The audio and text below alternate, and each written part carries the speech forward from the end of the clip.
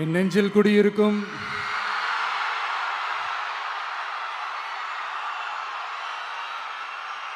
கரூர் சொந்தங்கள், உங்கள் அனைவருக்கும் என்னுடைய வணக்கம்.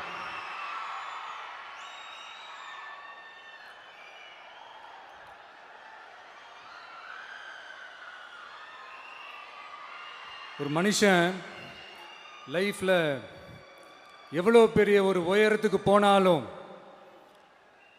மனசளவில் சில வலிகள், காயங்கள் அதை மறக்க முடியாது இல்லையா? எல்லார் லைஃப்லையும் அப்படி தான், நமக்கும் அப்படி தான். நிறையா வலிகள், காயங்கள் எல்லாத்தையும் தாண்டி தான் வந்திருக்கிறோம். ஆனால் எல்லாத்தையும் விட ரொம்ப ஜாஸ்தியான அந்த வலியும் அந்த காயமும் எனக்கு அந்த கரூர் சம்பவம் தான்.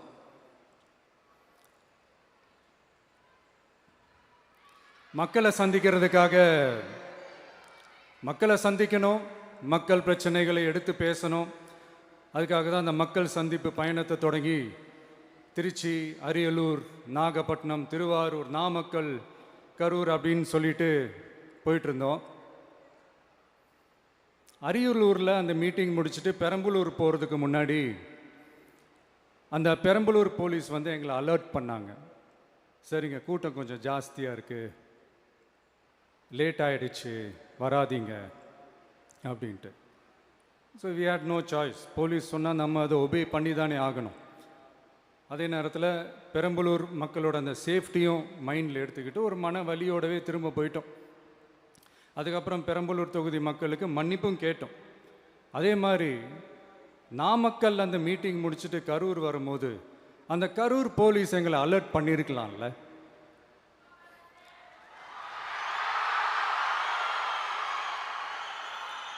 இல்லை சார், இங்கே எதிர்பார்த்ததை விட கொஞ்சம் கூட்டம் அதிகமாக இருக்குது, கண்ட்ரோல் பண்ண முடியல, வராதிங்க. அண்ட் போலீஸ் நினச்சா அவங்க அந்த மீட்டிங்கே கேன்சல் பண்ணலாம். ஏதோ தப்பாக இருக்குது, ஏதோ தப்பாக தோணுது அப்படின்னு நினச்சிட்டாலே they have all the rights to cancel the meeting. எங்ககிட்ட கேட்கணும்லாம் ஒன்றும் அவசியமே கிடையாது. ஆனால் அதையெல்லாம் எதுவுமே செய்யாமல் அந்த ஹைவேல இருந்து அந்த ஸ்பாட்டுக்கு போலீஸே எங்களை உள்ளே கூட்டிகிட்டு வந்து விட்டு அந்த நாடகம்லாம் இருக்குது பாருங்க.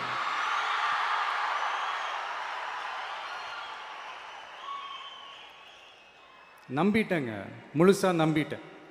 அன்னைக்கு இருந்த அந்த கரூர் போலீஸ் பேசும்போது தேங்க்ஸ்லாம் சொன்னேன் அவங்களுக்கு. எனக்கு தெரியாது இப்படி ஒரு நாடகம் நடக்கும்.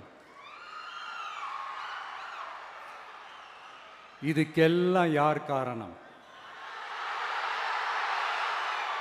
இதெல்லாம் யார் சொல்லி செஞ்சது?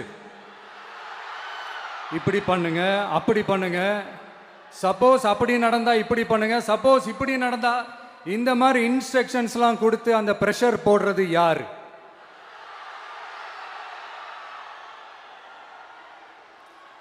அந்த சம்பவத்தில் நம்ம யாரெல்லாம் இழந்திருக்கோம் தெரியுமா? ஒரு டிவியில் என் படமோ பாட்டோ வந்துச்சுன்னா, அம்மா விஜய் மாமா, அம்மா விஜய் மாமா அப்படின்னு சொல்லி அவங்க அம்மா கிட்ட சிரிச்சுக்கிட்டு அந்த டிவி ஸ்க்ரீனை போய் தொட்டு முத்தம் கொடுத்துக்கிட்டு என் அக்கா தங்கச்சிங்களோட தங்க பிள்ளைகளை இழந்திருக்கோம்யா. மழலை கூட சரியா வராதப்போ ஒரு பேப்பர் மேகசின்ல என் ஃபோட்டோவை பார்த்தா அது சிரிச்சுக்கிட்டு அந்த கள்ளங்கபடம் இல்லாத அந்த சிரிப்பு, அந்த கடவுள் மாதிரி இருக்கிற அந்த பச்சை பிள்ளைங்களை இழந்திருக்கோம்யா. என் அக்கா தங்கச்சி, அண்ணன், தம்பி, குடும்ப உறவுகளை இழந்து அந்த வலியோட இருக்கிற என்ன நீங்க ஏளனமா பேசுறீங்களா? என் மேல பழிய தூக்கி போடுறீங்களா? இப்படி ஒரு சம்பவம் நடந்துருச்சு. இது ஏன், எதனால, அதுக்கான பின்னணி என்னன்ட்டு அந்த வலியோட வீட்டில் உட்கார்ந்துட்டு இருக்கிற ஓடி ஒளிஞ்சிட்டான்னு வர சொல்றீங்களா? வாயின்னு முன்ன இருந்தா என்ன வேணாலும் பேசுவீங்களா?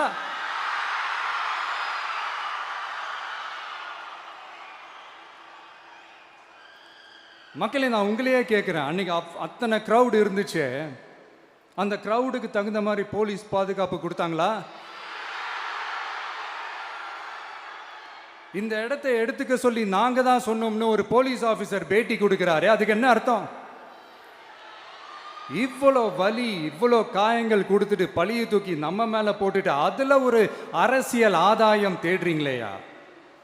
இதுல வாய் கூசாம சட்டசபையில ஸ்டாலின் சார் நம்ம மேல திருப்பி விட்டு அங்க ஒரு அரசியல் செய்றாரு. அதுக்கு என்ன அர்த்தம்? நமக்காக வந்திருக்கிற மக்களை காக்க வைக்கிறதுக்கு நான் ஒன்றும் ஆதாயம் தேடுற அரசியல்வாதியெல்லாம் கிடையாது. மக்களுக்காக அரசியலுக்கு வந்தவன் இந்த விஜய். எனக்காக எல்லாமும் கொடுத்த என் மக்களுக்காக எல்லாத்தையும் விட்டுட்டு மக்களுக்காக மட்டுமே அரசியலுக்கு வந்தவன் இந்த விஜய். அவங்களுக்காக நன்றி கடன் செலுத்துறதுக்காக மட்டுமே அரசியலுக்கு வந்தவன் இந்த விஜய். உங்களுக்கு தான் இந்த விஜயை பத்தி நல்லா தெரியுமே. ஆனா நம்ம எல்லாருக்குமே இத்தனை வலிகள் காயங்கள் கொடுத்தவங்களுக்கு இந்த 2026 தேர்தலில் தக்க பதிலடி கொடுத்துட்டீங்க. ஆனா அது மட்டுமே பத்தாது மக்களே, அது மட்டுமே பத்தாது. காலகாலத்துக்கும் எழுந்திருக்கவே முடியாத அளவுக்கு நிரந்தரமான ஒரு பதிலடியை நீங்க கொடுத்துக்கிட்டே இருக்கணும்.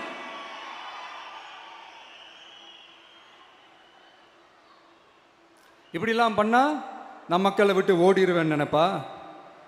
யார் என்ன ஓடினாலும் நான் மக்களை விட்டுலாம் ஓட மாட்டேன். அன்னைக்கும் சொன்னேன், இன்னைக்கும் சொல்றேன், நாளைக்கும் சொல்றேன், தில்லா சொல்லுவேன், கெத்தா சொல்லுவேன்.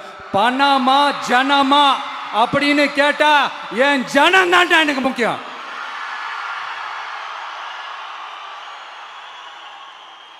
மக்களே, உங்களை விட எனக்கு இந்த காசு பணம் முக்கியமா என்ன?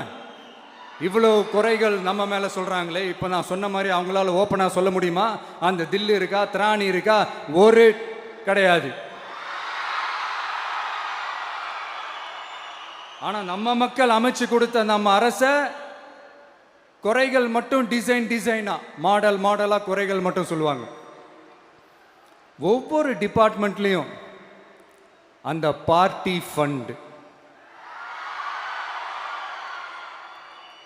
அந்த கட்சி நிதின்ற பேர்ல அடிக்கிற கொள்ளையெல்லாம் இந்த தீய சக்தியா இருக்கட்டும், தீந்து போன சக்தியா இருக்கட்டும், ரெண்டு பேரும் மாறி மாறி இதே தான் செஞ்சிட்டு இருக்கிறாங்க. இதுல ஒரு ஹைலைட் காமெடி என்னன்னா, சட்டசபையில் பேசும்போது பார்ட்டி ஃபண்டுன்னு தான் சொன்னேன். அது எந்த பார்ட்டி, என்ன ஃபண்டு, யாரு, என்ன பேரு எதுவுமே சொல்ல. பார்ட்டி ஃபண்டுன்னு சொன்னவனை எடுத்தாங்க பாருங்க ஒரு ஓட்டம். எனக்கே ஃபர்ஸ்ட் புரியல, ஏன்பா ஓடுறாங்க? அப்படி என்ன நம்ம இப்போ சொல்லிவிட்டோம்? அதான் அந்த குற்றம் உள்ள நெஞ்சுக்கு தான் குறுகுறேங்கும். இது எப்படி இருக்கு தெரியுமா? எங்க அப்பா பீரோக்குள்ள இல்லை, எங்க அப்பா பீரோக்குள்ள இல்லை அப்படின்னு சொல்ற மாதிரி. ஐயோ, ஏன் கேட்குறீங்க? இவங்களோட செம்ம கூத்தா இருக்குங்க, செம்ம ஃபன்னா இருக்கு. சென்னையில் ஒரு பாலம் கட்டுறதுக்காக நார்மலாக ஆகிற செலவை விட அதிக செலவில், கிட்டத்தட்ட டபுள் மடங்கு செலவில் ஒரு டெண்டர் ஒன்று விட்டுருக்குறாங்க. அதையெல்லாம் தோண்டி எடுத்து அதெல்லாம் இப்போது கண்டுபிடிச்சி கேன்சல் பண்ணியிருக்கிறோம். இன்னும் எத்தனை கோடி ஊழல், எத்தனை லட்சம் கூடல் தோண்ட தோண்ட வருமோ எங்களுக்கே தெரில. ஒவ்வொரு முகமுடியாக கிழியுது. ஐயோ, இந்த விஜய் ஒவ்வொரு கதையாக எடுத்து வெளியில் விட்டுருவான் போலேன்ட்டு திரும்புகிற பக்கம்லாம் கதறல் கதறல் கதறல். காதலேருந்து ரத்தம் வராத குறை. ஆமாம், இப்படி ஊழல்லே ஊறி போனவங்க இப்படி தான் இருப்பாங்க. இந்த 50-55 நாட்களில் அங்கே செஞ்ச சில விஷயங்கள்லாம் சட்டசபையிலே எடுத்து சொன்னேன். பட் இங்கே ஒரு சில விஷயங்கள் சொல்லணும்னு நினைக்கிறேன். இந்த மின்சாரத்துறையில் இதுக்கு முன்னாடி போட முடியாமல் இருந்த அந்த பதவி உயர்வை இப்போ தான் எங்களால் போட முடிஞ்சுது.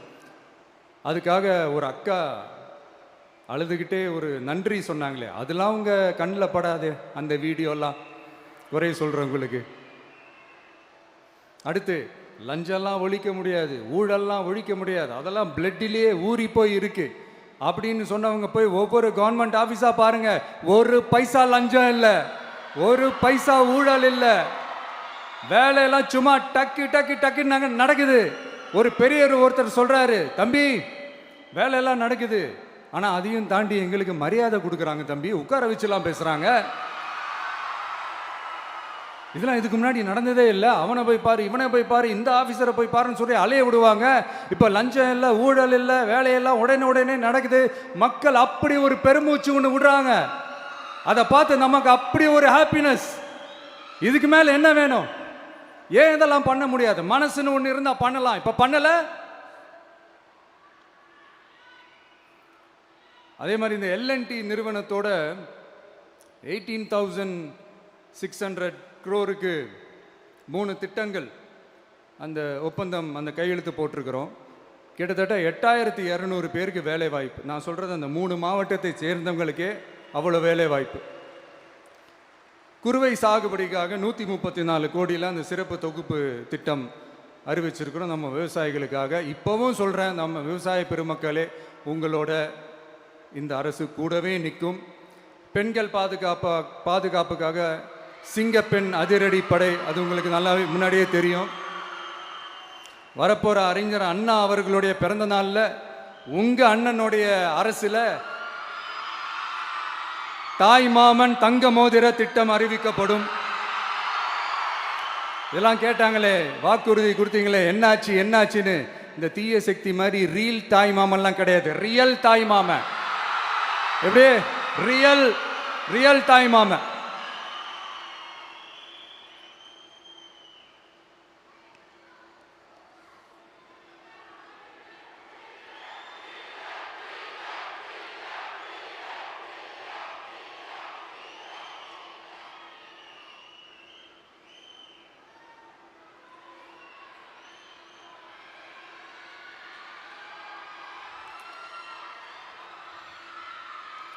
இந்த தீய சக்தியை பற்றி, அவங்க நிர்வாகத்தை பற்றி ஒரு வெள்ளை அறிக்கை ஒன்று வெளியிட்டோம்ல, அது ஷார்ட் அண்ட் ஸ்வீட்டாக சொல்லணுன்னா, ஒரு ஓட்ட பாத்திரத்துக்குள்ளே தண்ணி ஊற்றிக்கிட்டே இருந்திருக்கிறாங்க.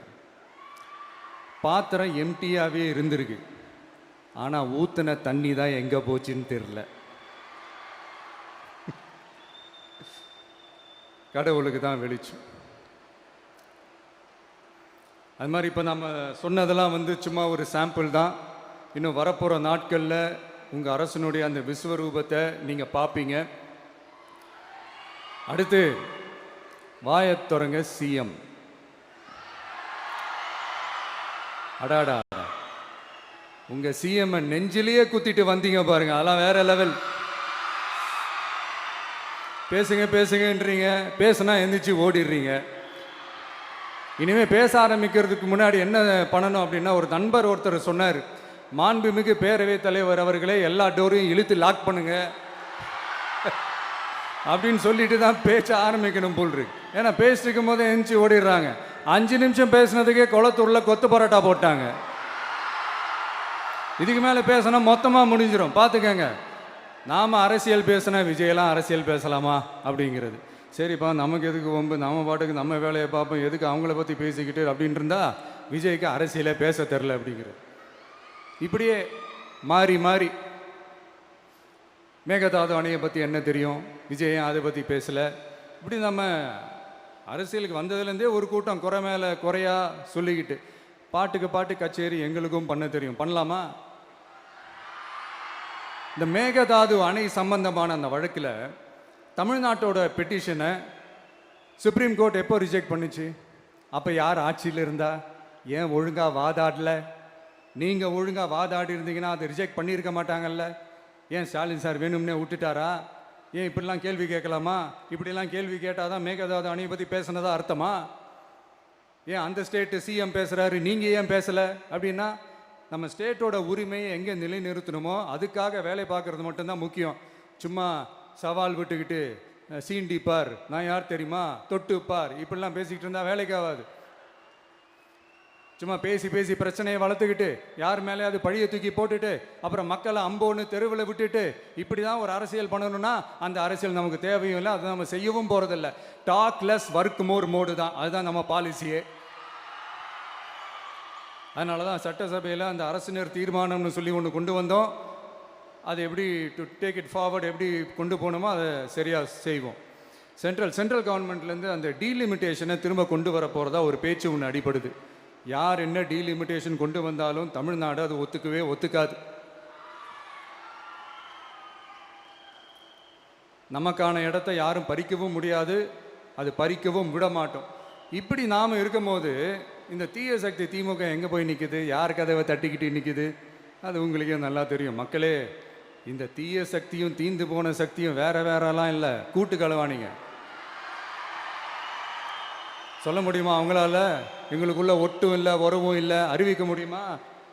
நிரூபிக்க முடியுமா? இந்த வரப்போகிற இடைத்தேர்தலில் அதை நிரூபித்து காட்டுங்க, அப்புறமா பேசுங்க. மக்களை, என் மனசை விட்டு கரூர் எப்பவும் நீங்கவே நீங்காது. நமக்கு ஏற்பட்ட வேதனையான சம்பவத்தை, நமக்கு எதிராக நடந்த சதிய சூழ்ச்சிய இனி வர்ற ஜென்ரேஷனும் அவங்களுக்கு தெரியப்படுத்தணும்ல. அதுக்காகவே இனி ஒரு அரசியல் சதிய, அரசியல் சூழ்ச்சிய யாரும் யோசிக்கவே கூடாதுன்றதுக்காகவே கரூர்ல ஒரு நினைவு சின்னத்தை நம்ம டிவிகே சார்பா அமைக்கப்படும்.